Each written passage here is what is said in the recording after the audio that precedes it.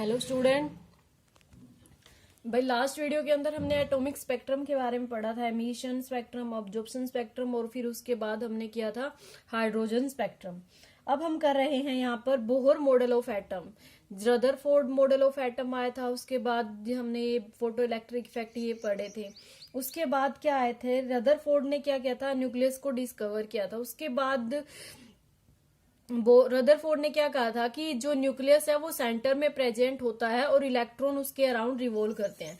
जो न्यूक्लियस है वो सेंटर में प्रेजेंट होता है और इलेक्ट्रॉन उसके अराउंड ऑर्बिट के अंदर रिवॉल्व करते हैं। वो स्टेबिलिटी को एक्सप्लेन नहीं कर पाया था। उसने कहा था कि इलेक्ट्रॉन जैसे जिस रिवॉल्व करते हैं ना एक ऑर्बिट के अंदर, जब इलेक्ट्रॉन इस न्यूक्लियस के अराउंड रिवॉल्व करते हैं, इलेक्ट्रॉन इस और न्यूक्लियस के अराउंड जब रिवॉल्व करते हैं तो धीरे धीरे अपनी एनर्जी को क्या करते हैं, कॉन्टिन्यूसली एमिट करते रहते हैं। और जब अगर ये कॉन्टिन्यूसली अपनी एनर्जी को कम करेंगे, मतलब स्टेबिलिटी बढ़ रही है, तो धीरे धीरे क्या होता है, ये इलेक्ट्रॉन जो है इस न्यूक्लियस के अंदर गिर जाएगा। तो जिसकी वजह से क्या है, अगर इलेक्ट्रॉन इस न्यूक्लियस के अंदर आ गया तो स्टेबिलिटी ऑफ एटम, मतलब एटम एग्जिस्ट ही नहीं करेगा। ठीक है, तो ये जो सारी बातें थी, इन सभी के क्वेश्चंस का आंसर दिया था बोहर ने। बताया था, क्या बताया था, उसके जो पोस्टुलेट है, सबसे पहला पोस्टुलेट है जो उसने पॉइंट दिया था, उसने कहा था an atom consist of positive charge particle, positive charge nucleus. Atom के अंदर क्या होता है, न्यूक्लियस होता है। Nucleus is surrounded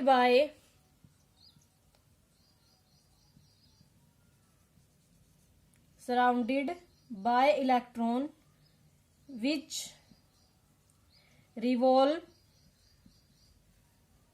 around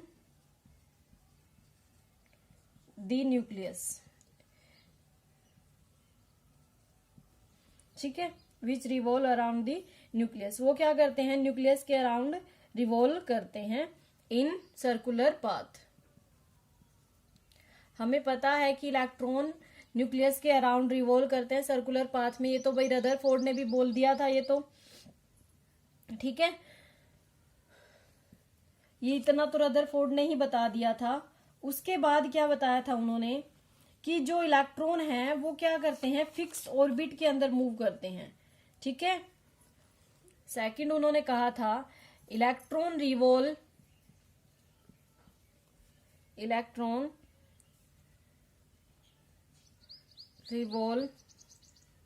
around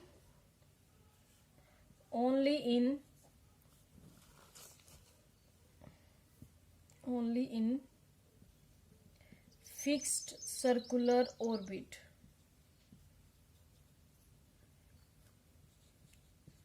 सिर्फ एक फिक्स ऑर्बिट के अंदर मूव करेगा, fix circular orbit with fix energy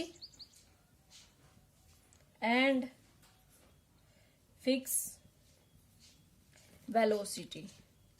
ठीक है, फिक्स जो इलेक्ट्रॉन है वो फिक्स सर्कुलर ऑर्बिट के अंदर, जैसे क्या है, अगर न्यूक्लियस है, न्यूक्लियस के अराउंड ये इलेक्ट्रॉन रिवॉल्व कर रहा है, तो ये इलेक्ट्रॉन सिर्फ इस ऑर्बिट के अंदर ही रिवॉल्व करेगा और इसकी एनर्जी फिक्स होगी, इसकी एनर्जी चेंज नहीं होगी। रदरफोर्ड ने कहा था कि ये कॉन्टिन्यूसली जब ये रिवॉल्व करता है तो कॉन्टिन्यूसली अपनी एनर्जी को खत्म करता रहता है, लेकिन ये कह रहा है कि इसकी एनर्जी फिक्स होगी, कॉन्स्टेंट होगी, एनर्जी लॉस नहीं होगी, ना ही गेन होगी जब ये रिवॉल्व करेगा।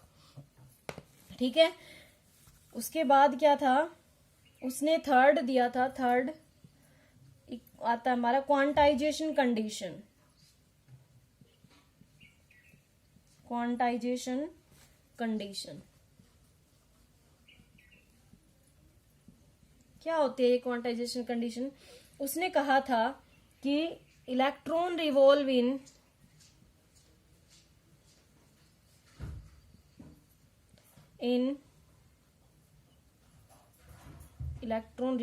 only in those circular orbit। Electron सिर्फ उस सर्कुलर ऑर्बिट के अंदर रिवॉल्व करेगा, orbit for which the angular momentum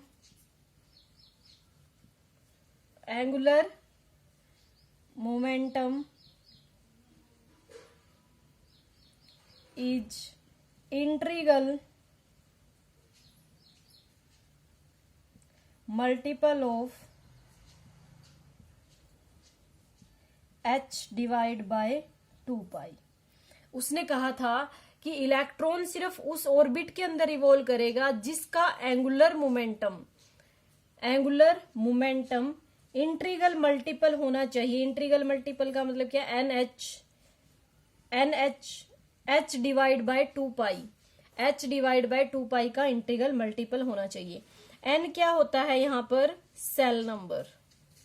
ठीक है, n की वैल्यू क्या होगी यहाँ पर? 1 2 3 4 कि जिस सेल में होता है वो सेल, मतलब फर्स्ट सेल कौन सी होती है? KLMN जो सेल होती है वो वाली सेल।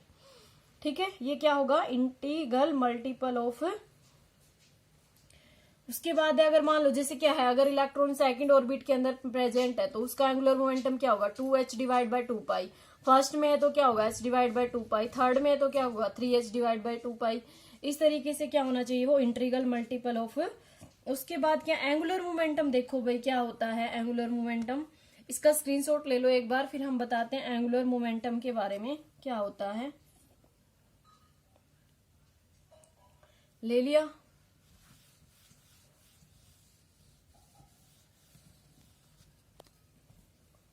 एंगुलर मोमेंटम देखो क्या होता है। लीनियर मोमेंटम तो सभी ने किया हुआ है। क्या होता है लीनियर मोमेंटम? सबने किया हुआ है। ये एंगुलर मोमेंटम देखो, एंगुलर मोमेंटम क्या होता है? एक वेक्टर क्वांटिटी होती है। इसके अंदर क्या होता है भाई? ऐसे इलेक्ट्रॉन, ये न्यूक्लियस है बीच में, न्यूक्लियस ये ऑर्बिट है। इस डिस्टेंस को क्या बोला? r, radius of atom. Electron revolve कर रहा है, ये इलेक्ट्रॉन है। यहां पर इसकी डायरेक्शन ये है। ठीक है, वेलोसिटी ये है। ठीक है, उसके बाद जब इलेक्ट्रॉन यहां हो जाएगा तो इसकी वेलोसिटी, ये वेलोसिटी तो सेम है बट डायरेक्शन चेंज हो रही है। तो जिसकी डायरेक्शन भी होती है और मैग्नीट्यूड भी होता है उसको हम क्या कहते हैं? वेक्टर क्वांटिटी कहते हैं। ठीक है, तो यहाँ पर एंगुलर मोमेंटम को हम इस ऐसे रिप्रेजेंट करते हैं। तो एंगुलर मोमेंटम क्या है? वेक्टर क्वांटिटी है। और ये किसका फॉर्मूला क्या होता है? r cross product of linear momentum. ठीक है, cross product of linear momentum. तो आज जब हम क्रॉस प्रोडक्ट को सोल्व करते हैं, लीनियर मोमेंटम किसके इक्वल होता है? r cross product of mv। ठीक है, वेलोसिटी भी क्या है? वेलोसिटी क्या होता है? Displacement divide by time. और जो डिस्प्लेसमेंट होता है वो डायरेक्शन के ऊपर डिपेंड करता है। तो ये भी क्या है? हमारी वेक्टर क्वांटिटी है। जब हम दो वेक्टर क्वांटिटी का क्रॉस प्रोडक्ट करते हैं तो बीच में एंगल आता है sine theta. MV sine theta. जब हम इसका क्रॉस प्रोडक्ट हटाते हैं तो यहाँ पर क्या आता है? Sine theta. अब यहाँ पर थीटा देखो, ये इलेक्ट्रॉन अगर यहाँ पर है, इसकी वेलोसिटी इस डायरेक्शन में है। ठीक है, ये रेडियस है और वेलोसिटी है। इन दोनों के बीच में एंगल कितना है? ये एंगल 90। ठीक है, तो साइन 90 कितना होता है? 1। साइन 90 डिग्री कितना होता है? 1। तो यहां पर क्या हो जाएगा? MVR। तो एंगुलर मोमेंटम को तुम्हें ऐसे याद रखना है। जो बायो वाले स्टूडेंट है वो भाई जरूरी नहीं है कि डेरिवेशन तुम करो, सिर्फ इसे ऐसे याद कर लेना। एंगुलर मोमेंटम क्या होता है? MVR होता है। ठीक है, और जो लास्ट इक्वेशन हमने की थी वहां पर एंगुलर मोमेंटम क्या था?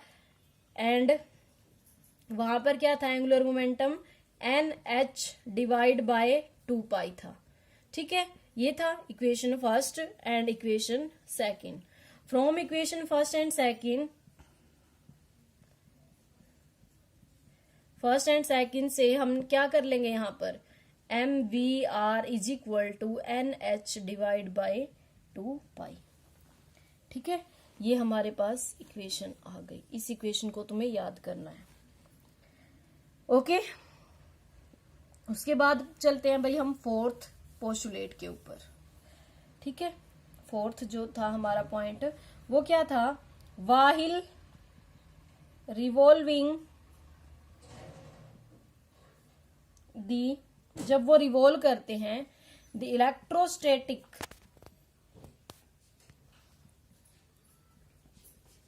फोर्स बिटवीन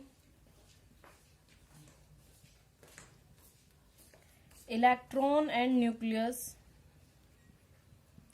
इलेक्ट्रॉन के ऊपर नेगेटिव चार्ज है और न्यूक्लियस के ऊपर पॉजिटिव चार्ज है, तो इनके बीच में क्या होगा, फोर्स ऑफ अट्रैक्शन होगा, और उस फोर्स ऑफ अट्रैक्शन को हम क्या बोलते हैं, इलेक्ट्रोस्टैटिक फोर्स बोलते हैं।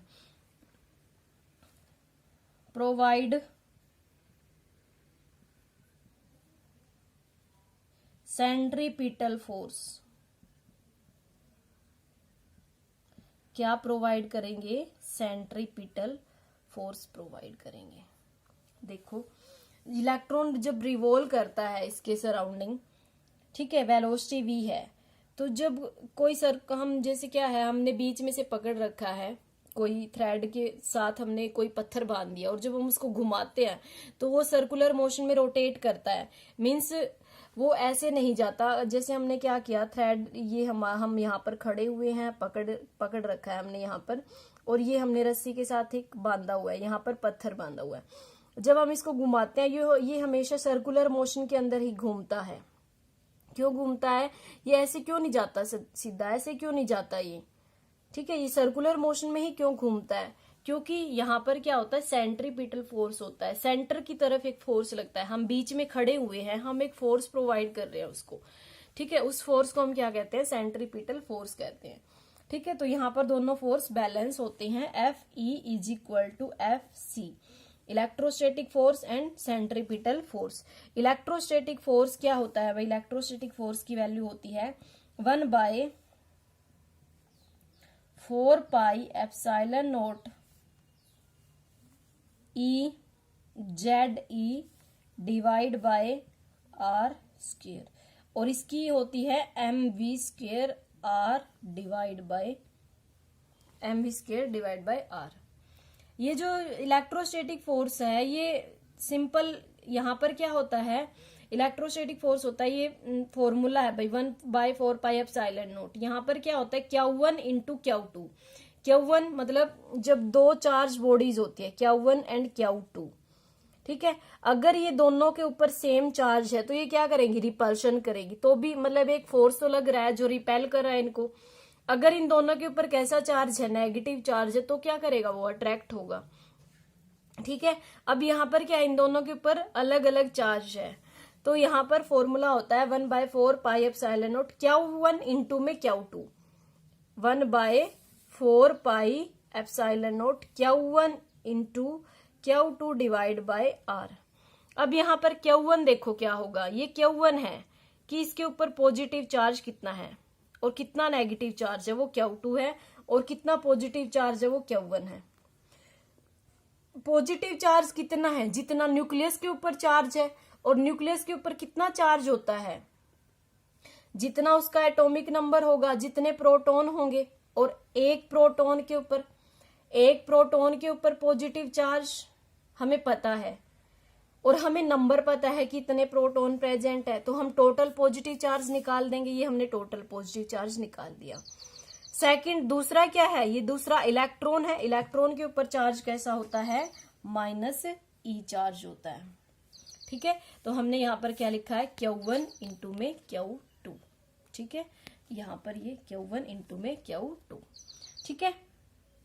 ये इक्वेशन तुम्हें याद करनी है भाई, ओके। उसके बाद हम आते हैं फोर्थ पोस्टुलेट के ऊपर। नेक्स्ट है हमारा, देखो इसका स्क्रीनशॉट ले लो जल्दी से।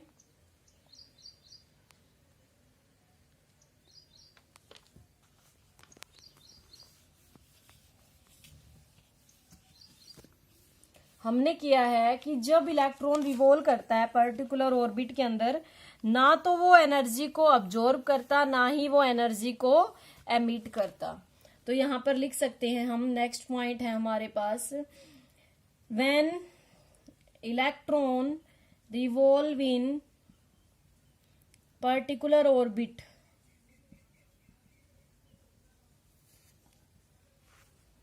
particular orbit, it cannot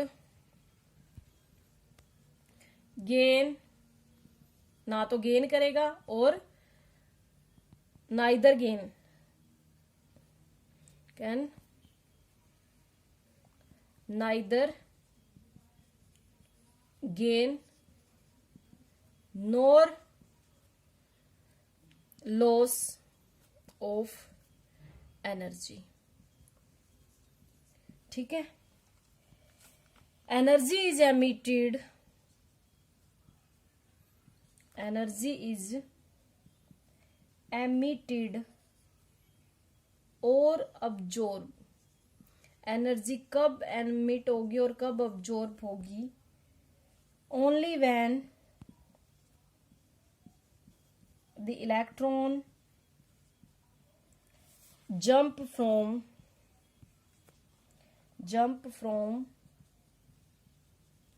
one energy level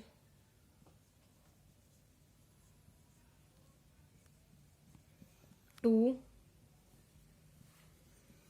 another to other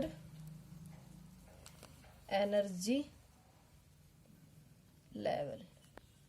ठीक है, एक एनर्जी लेवल से दूसरे एनर्जी लेवल पर वो जंप करता है, तब ही क्या होता है, एनर्जी अब्जॉर्ब होती है या फिर एमिट होती है। ठीक है, जैसे क्या है यहाँ पर, ये हमने न्यूक्लियस ले लिया, ये हमारी फर्स्ट सेल हो गई और ये हमारी क्या हो गई, सेकंड सेल हो गई। ठीक है, अब यहाँ पर इसकी एनर्जी क्या है, E1 है। ठीक है, इसकी एनर्जी क्या है, E1 और इसकी एनर्जी क्या है, E2। ठीक है, ये फर्स्ट है और ये सेकंड है।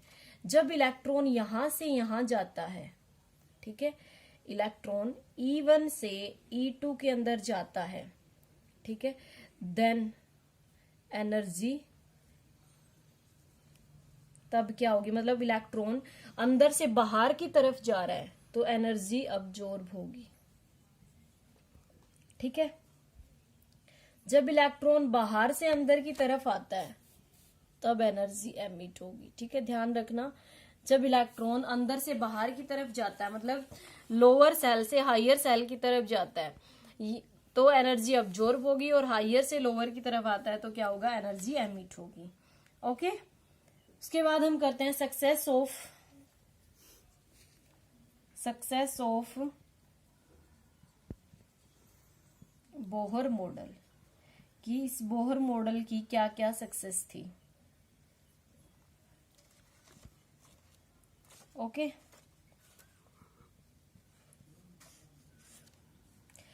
देखो भाई, इसने क्या किया था, इसने रदरफोर्ड ने तो कहा था कि 4 पाई बिछी हुई है, बीच में न्यूक्लियस है और इलेक्ट्रॉन कहीं पर भी बैठ सकते हैं। ठीक है, 4 जैसे क्या है, 4 एक क्लासरूम है, बीच में टीचर खड़ा हुआ है और बच्चे कहीं पर भी बैठ सकते हैं। लेकिन बोहर ने क्या किया, इसी क्लासरूम में, एटम तो वही है, इसी क्लासरूम के अंदर कहा कि मैं तो बीच में खड़ा हुआ हूं, टीचर तो बीच में खड़ा हुआ है और जो स्टूडेंट है वो ऐसे बैठेंगे मेरे सराउंडिंग में। और उन्होंने एक फिक्स कर दिया क्राइटेरिया, जैसे कि जिसके 80% होंगे वो इस लाइन में बैठेंगे बच्चे, जिसके 70% होंगे वो सेकंड लाइन के अंदर बैठेंगे, जिसके 60% होंगे वो थर्ड लाइन के अंदर बैठेंगे। इस तरीके से उसने फिक्स कर दिया। तो यहाँ पर क्या है, अगर 80% वाले बच्चे ने पढ़ना छोड़ दिया तो वो पीछे वाली लाइन में चला जाएगा। अगर वो फिक्स रहा, उसकी उतनी ही एनर्जी रही, तो उसी के अकॉर्डिंग वो पढ़ता रहा, तो वो वहीं पर रहेगा, ना वो एनर्जी लॉस करेगा ना वो एनर्जी एमिट करेगा, कॉन्टिन्यूसली वो वहीं पर बैठा रहेगा। वहीं पर वो कब बैठा रह सकता है, जब वो कॉन्टिन्यूसली सिर्फ उसी स्पीड से मेहनत करता रहे। अगर उसने पढ़ना छोड़ दिया तो वो क्या चला जाएगा, पीछे वाली लाइन में। और अगर 70% वाला बच्चा हार्ड वर्क करता है, अच्छी मेहनत करके आगे भी आ सकता है। अगर वो इसी तरीके से बैठा रहा तो 70 पे रहेगा। ठीक है, इस तरीके से होता है भाई, बिल्कुल डेली लाइफ से रिलेटेड मैंने एग्जांपल दे दिया है तुम्हें। अब इसकी क्या क्या थी सक्सेस, फर्स्ट तो क्या था इसका, it explain stability of atom, सबसे ज्यादा इसने क्या कहा था, स्टेबिलिटी ऑफ एटम को एक्सप्लेन कर दिया था कि एटम कैसा होता है, स्टेबल होता है। Second, it explain the spectrum of hydrogen, hydrogen spectrum को इसने एक्सप्लेन किया था। उसने कहा था कि जब न्यूक्लियस है, न्यूक्लियस में यहाँ पर ये ऑर्बिट होती है, ठीक है, ये क्या है हमारी, ये है ग्राउंड स्टेट और ये क्या है हमारी एक्साइटेड स्टेट। उसने कहा था कि जब ग्राउंड स्टेट से एक्साइटेड स्टेट के अंदर इलेक्ट्रॉन जाता है तो एनर्जी अब्जॉर्ब होगी, ठीक है, और जब एक्साइटेड स्टेट से ग्राउंड स्टेट के अंदर आता है तो एनर्जी क्या होगी, एमिट होगी। उसने ये कहा था, ठीक है। तो उसने यहां पर ये था भाई, delta E is equal to किसके इक्वल था, एच म्यू के इक्वल, और म्यू को हम क्या लिख सकते हैं, सी बाय लैम्डा लिख सकते हैं। तो यहां पर हम दो वैल्यू ले लेते हैं इस सेल के लिए, ग्राउंड स्टेट के लिए मान लेते हैं ये वैल्यू हमारी, ये फर्स्ट सेल है, ये सेकंड सेल है, ठीक है। हमने क्या किया यहाँ पर, लैम्डा इसके लिए अलग वेवलेंथ होगी, इसके लिए अलग वेवलेंथ होगी, तो यहाँ पर डेल्टा ई किसके इक्वल हो जाएगा, H C by lambda 1 minus H C by lambda 2, ठीक है। एच सी हमने कॉमन निकाल लिया, क्या हो गया 1 bye lambda 1 minus 1 by lambda, ठीक है, ओके। या फिर अगर हम लैम्डा की वैल्यू यहां से लैम्डा की वैल्यू निकाल लें, यहां से अगर मैं यहां से लैम्डा की वैल्यू निकालती हूं तो क्या आएगा, H C divide by delta E क्या होता है, E2 माइनस E1, थोड़ा सा नीचे लिखना पड़ेगा, ये लैम्डा की वैल्यू निकालते हैं तो क्या होगा, H C divide by E2 minus E1, ठीक है। डेल्टा ई क्या होता है, E2 minus E1, E2 minus E1, ठीक है। डेल्टा ई क्या होता है, E2 माइनस E1 होता है, और ये किसके इक्वल होता है हमारा, एच म्यू के इक्वल होता है। इसको म्यू की वैल्यू हमने पुट कर दी सी बाय लैम्डा, और अगर हम लैम्डा निकालते हैं तो यहाँ पर एच सी, लैम्डा को इस तरफ ले आओ, डेल्टा ई को इस तरफ ले आओ, ठीक है। फिर यहाँ से हमने सेकेंड इक्वेशन में क्या किया था, एच सी कॉमन निकाल लिया था, और 1 by lambda minus 1 bye lambda 2, ठीक है। ये इक्वेशन तुम्हें याद करनी है भाई। सेकेंड, इसका स्क्रीनशॉट ले लो, फिर हम आगे करते हैं।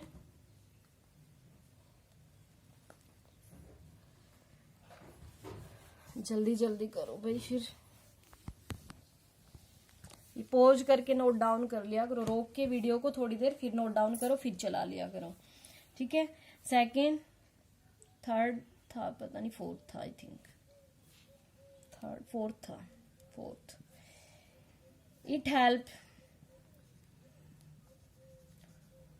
us to calculate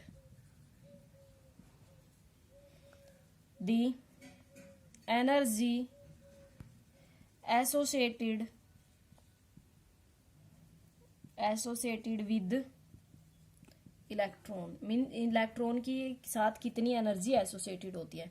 उसने फॉर्मूला बता दिया था, फॉर्मूला सिर्फ तुम्हें वैल्यू, ये फॉर्मूला भी याद करने की जरूरत नहीं है भाई, Me4 NH square N square H square, M पाई पता है क्या होता है, M क्या होता है यहाँ पर, मास ऑफ इलेक्ट्रॉन, E क्या होता है, चार्ज ऑफ इलेक्ट्रॉन, N क्या है यहाँ पर, shell number 1 2 3 and so on, ठीक है। H हमें पता है, H क्या होता है, प्लैंक कांस्टेंट होता है, ठीक है। नेगेटिव, सिर्फ यहाँ पर ये नेगेटिव वैल्यू क्या इंडिकेट करती है कि जब इलेक्ट्रॉन दूर जाता है तो एनर्जी रिलीज होती है। Negative sign indicate that electron have negative energy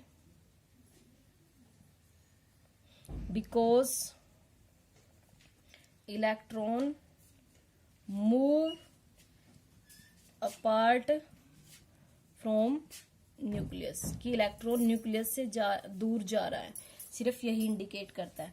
जब हमने इनकी वैल्यू को सोल्व किया, ये कांस्टेंट है, ये भी कांस्टेंट है, मास ऑफ इलेक्ट्रॉन कांस्टेंट रहता है, चार्ज भी कांस्टेंट रहता है, एच भी कांस्टेंट रहता है, सभी की वैल्यू पुट की तो यहाँ पर हमें मिलता है 2.8 इंटू में 10⁻⁻8 डिवाइड बाय n स्क्वायर, ठीक है, जूल पर एटम। ठीक है, ये किसके लिए था? For hydrogen. इसी तरह जब हम दूसरी यूनिट पुट की तो यहाँ पर 3.6 इंटू में n स्क्वायर इलेक्ट्रॉन वोल्ट पर एटम। ये सिर्फ यूनिट चेंज की है तो वैल्यू भी चेंज हो जाती है। ये भी हाइड्रोजन के लिए है। यहाँ पर -1312 डिवाइड बाय n स्क्वायर, यहाँ पर है किलो जूल पर एटम। ये भी हाइड्रोजन के लिए है। अगर हम फाइंड आउट करते हैं for calculating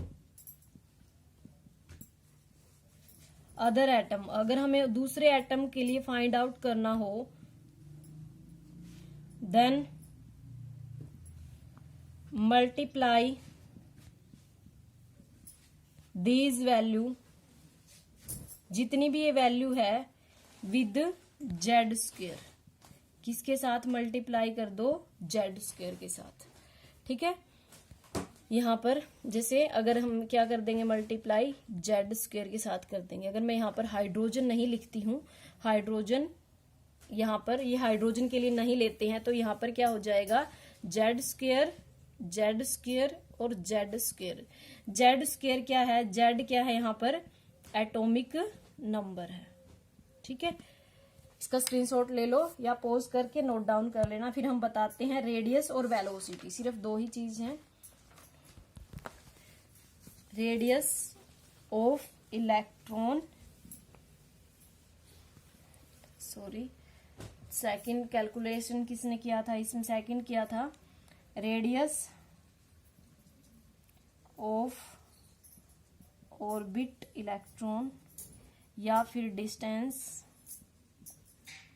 of electron from nucleus, nucleus से डिस्टेंस। इसने वैल्यू निकाल ली थी एक्सपेरिमेंट से, n square h square divide by 4 pi m e square z। ठीक है, जब इन्होंने ये सारे के सारे क्या है? Constant, n constant, h constant, pi m e, ये सारे कांस्टेंट है, तो E not n square z, ये n की वैल्यू चेंज है, z की वैल्यू चेंज हो जाती है। यहाँ पर ई नोट कितना होता है भाई? 5.9 पिकोमीटर, 5.29 पिकोमीटर। ठीक है, किसके लिए होती है? For 1 orbit, for orbit. ठीक है, अगर हम इसको एंगस्ट्रॉम में लेते हैं तो ये कितना होता है? 0.45 एंगस्ट्रॉम। अगर हम इसको पिकोमीटर के नैनोमीटर के अंदर लेते हैं तो 0.052 नैनोमीटर हो जाता है। ठीक है, ये हमारी किसकी वैल्यू है? आर एन की वैल्यू है। ठीक है भाई, आर एन के लिए है। हम यहाँ पर एन की वैल्यू चेंज करते रहेंगे 1 2 3। जैसे हमें क्या निकालना है? R3, मतलब थर्ड ऑर्बिट के लिए रेडियस निकालनी हो of helium, R3 of helium निकालना है, तो यहाँ पर ए नोट कितना लेंगे हम? 5.29 पिकोमीटर में निकाल लेते हैं। एन स्क्वायर कितना? एन की वैल्यू कितनी है? 3 का स्क्वायर कितना हो जाएगा? 9। और यहाँ पर हीलियम है, हीलियम का एटॉमिक नंबर कितना होता है? 2 होता है। ठीक है, जब हम इनको सोल्व कर लेते हैं तो हमारे पास वैल्यू आ जाती है 238.05 पिकोमीटर। ठीक है, इस तरीके से तुम वैल्यूज चेंज कर सकते हो, निकाल सकते हो। Third is velocity, velocity of electron. हमने इक्वेशन की थी भाई mv/r is equal to NH divide by 2 pi. मैंने तुम्हें कहा था कि याद रखना ये इक्वेशन। तो यहां से वेलोसिटी की वैल्यू निकाल लो, NH डिवाइड बाय 2 पाई इधर ले लो और mr साथ में कर लो, ठीक है। तो यहां से हम क्या निकाल सकते हैं, जो नंबर ऑफ रिवॉल्यूशन होते हैं मेड, एक इलेक्ट्रॉन कितने रिवॉल्यूशन करता है वो किसके ऊपर डिपेंड करता है, सरकमफ्रेंस के ऊपर। Number of revolution,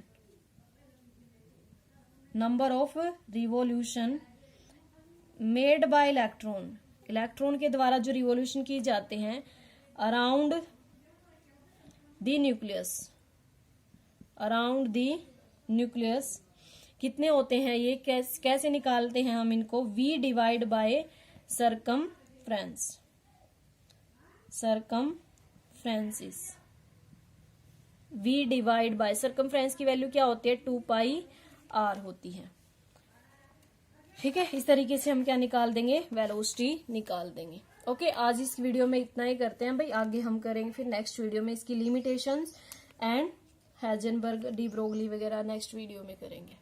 okay.